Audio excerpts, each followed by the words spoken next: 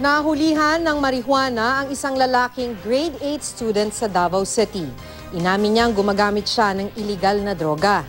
Sa parehong lungsod, 2 tulak umano ng droga ang naaresto ng pulisya.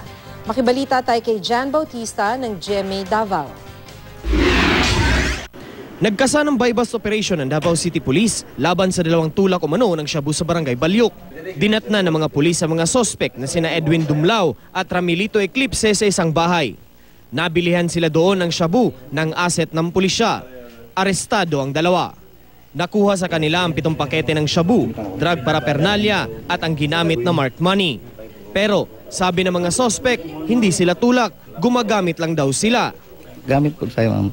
Nagdalaw lagi ko sa akong isol kayo na sakit, at landman.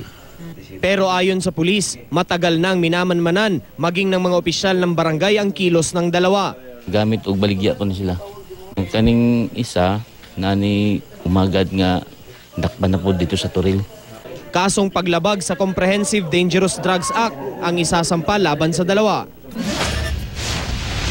Dinala naman sa Davao City Social Welfare and Development Office ang 14 na taong gulang na si Raprap, hindi niya tunay na pangalan. Pinadampot sa pulisya ang grade 8 student matapos mabisto ng gwardya ng paaralan na may dala siyang marijuana. Nalaman ito ng kapkapan si Raprap nang papasok ito sa paaralan.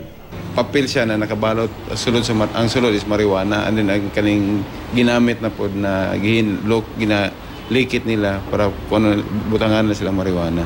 Inamin naman ng menor de edad na gumagamit siya ng iligal na droga. Konsumo. Konsumo lang? Hindi mo man ginasud ng eskwelahan? Yes, sir. Ha? Isa ba yung kauban na to? Ako ara gani, kanang kukuan ng gani, kanang sulo ba, konsumo.